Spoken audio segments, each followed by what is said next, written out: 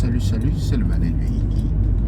Bienvenue à cette nouvelle capsule de la journée. Ça, c'est ma toute première chronique de ce matin. Alors, comment vous êtes réveillés? On est vendredi.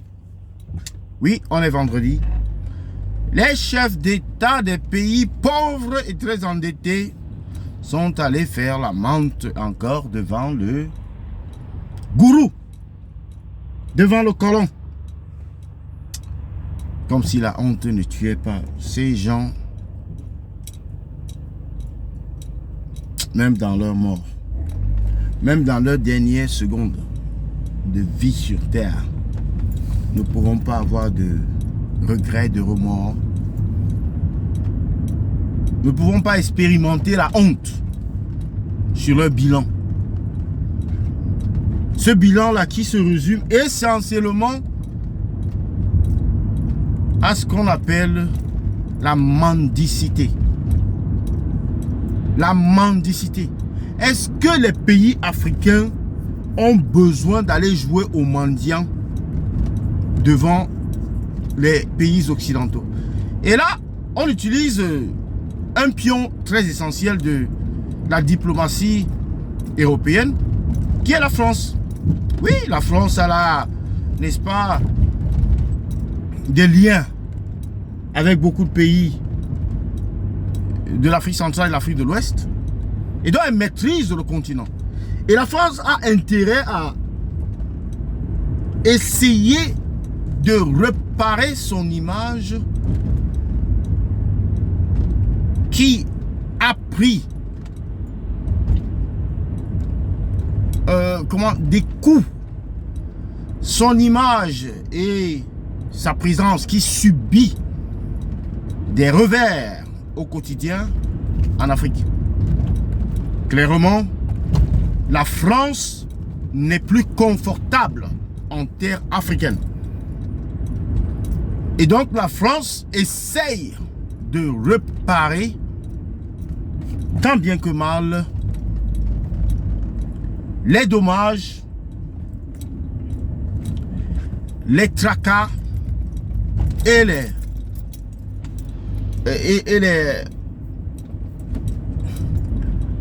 comment je peux dire ça, et les cassis en fait, de remettre, de recoller les morceaux. Mais qui est donc là, qui est suffisamment intelligent pour dire à la France que un verre cassé ne ressemblera jamais à un verre neuf? Un verre cassé ne ressemblera jamais à un verre neuf. Les Africains ont compris, ils ont compris que la France n'est pas un partenaire pour le développement, n'est pas un partenaire sérieux pour le développement. La France est un partenaire sérieux pour le développement de la France. Bon, les relations France-Afrique sont essentiellement des relations à un sens, celui de l'exploitation, la continuité de la colonisation, du colonialisme, de l'impérialisme, à travers des mécanismes comme la Banque mondiale, à travers des mécanismes comme le Fonds monétaire international, à travers des mécanismes comme le Fonds européen pour le développement et tout ça. Ce sont des outils fabriqués à dessein pour tenir les Africains. Mais comme on a des leaders qui n'ont aucune légitimité, qui n'ont aucune, comment je peux dire, aucun électorat, aucune popularité, alors ils s'en foutent de leur peuple, car ils savent qu'ils ne sont pas au service de ce peuple. Ils sont à leur propre service. Ils sont à leur propre service. Si on vous dit que la France a décidé d'accorder un prêt ou des subventions supplémentaires pour le développement des pays du Sud, c'est ça. Ça a toujours été écrit comme ça, les pays du Sud. ont besoin d'aide. Mais de quelle aide? On a du bois, on a des minerais, on a du pétrole, on a du gaz. On a tout ce qu'il faut, on a de l'eau, on a du soleil, on peut faire de l'électricité. On peut même en faire pour exporter. Tellement il fait chaud là-bas. Mais regardez ce qui se passe en Arabie Saoudite, dans ces pays, au Qatar et consorts. Ces pays où il fait extrêmement chaud. Ont-ils des problèmes d'électricité là-bas? Non. Ont-ils des problèmes d'eau? C'est même ce qu'il faut dire. C'est même ce qu'il faut poser comme question. Ont-ils les problèmes d'eau? Non. Ont-ils les problèmes d'électricité? Non. Ont-ils les problèmes d'éducation? Non. Ont-ils les problèmes de santé, de soins de santé? Non. Pourquoi ne partent-ils pas en France pour demander des subventions, des aides et ce qu'on appelle la menthe aux colons? Pourquoi ne le font-ils pas? Parce que rien n'est fait pour rien. Rien n'est fait pour rien. Il n'y a pas de cadeau dans ce monde en tant que tel. Il n'y a pas de donation sans condition. Il n'y a pas d'aide sans, comment je peux dire, sans bénéfice. Ce qu'on vous dit et qu'on appelle aide, en réalité, c'est un prêt bien majoré. Un prêt bien majoré. Et le pire dans ça, c'est que cet argent-là,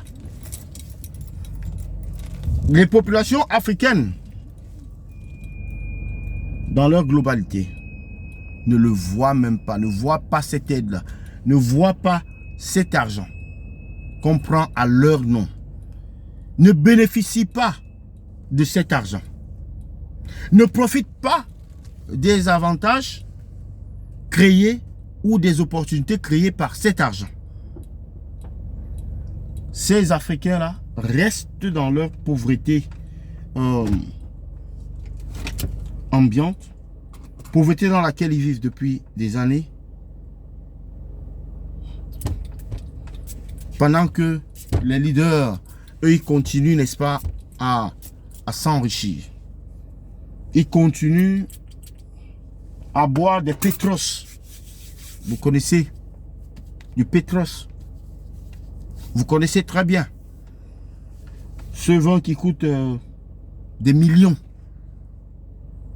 Alors que les populations manquent de l'eau. Il manque de l'eau. L'eau pour boire. Et tous les présidents vont aller, les plus vieux présidents au monde, un continent plein de jeunes, mais qui est dirigé par une aristocratie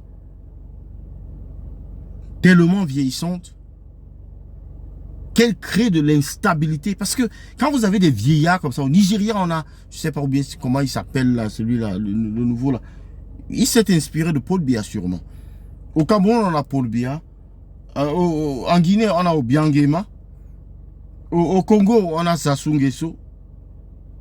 Et ils sont tous là.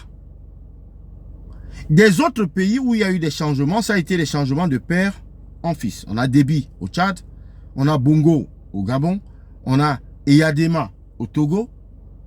On a qui encore? Et on est en train de fabriquer une transition similaire au Cameroun, c'est-à-dire Franck Biya pour remplacer Paul Biya. Et les Camerounais sont assis là au bar. Les gars regardent. Ils regardent. Ils sont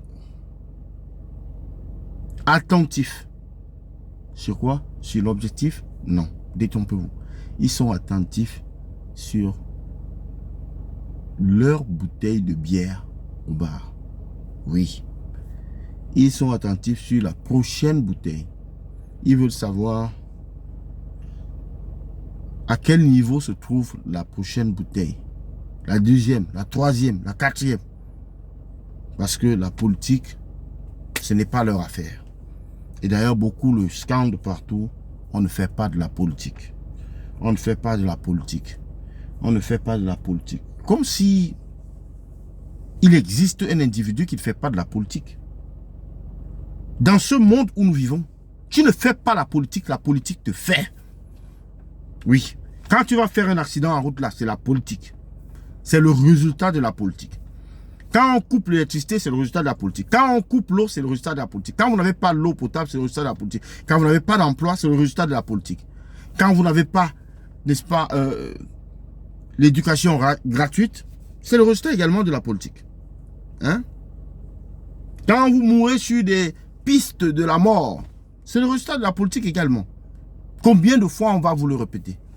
Donc il faut arrêter cette sorcellerie-là qui voudrait qu'on dise, lorsqu'on est coincé, qu'on ne fait pas la politique. Qu'on puisse se dédouaner, n'est-ce pas, de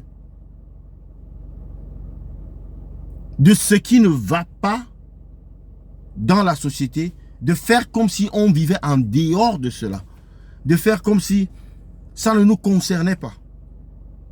Pourtant, dans une république, il s'agit bel et bien de gérer la chose publique. Et la première institution dans une république, c'est le peuple. C'est le peuple, la première institution. Et donc, si le peuple se fâche et le peuple décide de chasser un régime, le peuple le fera et le peuple l'a toujours fait. Donc, dites-moi ce que vous pensez par rapport à cette rencontre des chefs d'État africains et Emmanuel Macron en France. On voit là tous les présidents, tous les vieux dictateurs, ils sont.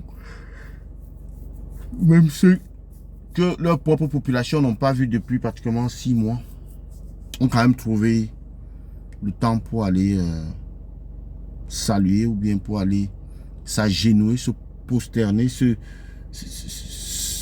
courber, faire des courbettes devant le colon, le jeune colon Macron. C'est pitoyable. C'est simplement inacceptable. C'est aussi embarrassant pour des présidents qui ont fait 30 ans au pouvoir, 40 ans au pouvoir, et qui ont toujours des populations qui manquent de l'eau potable, qui manquent d'électricité, qui manquent, n'est-ce pas, de routes, qui manquent d'écoles, qui manquent de tout. Alors, chers chroniqueurs et chroniqueuses, dites-moi ce que vous en pensez en commentaire. C'était le Banin de Yingui. Bonne journée à vous et à bientôt. Et à la prochaine chronique. Ciao, ciao. Ce sera dans environ en mi-journée. Elle sera faite le matin, mais elle sera publiée en mi-journée.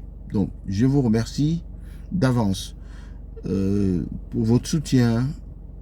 Abonnez-vous, partagez les vidéos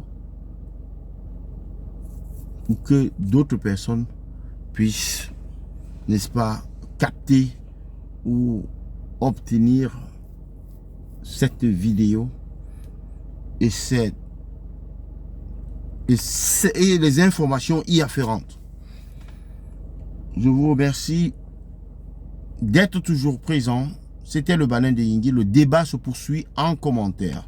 Bonne journée à vous et à bientôt. La prochaine vidéo, ce sera, n'est-ce pas, sur Cabral Nandjip, le deuil. Le deuil, le deuil, le deuil.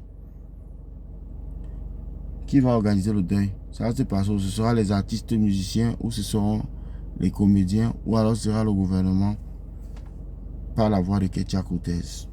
La réponse dans la prochaine vidéo. Bonne journée et à bientôt. C'était le Banin de Yingui. Bye bye.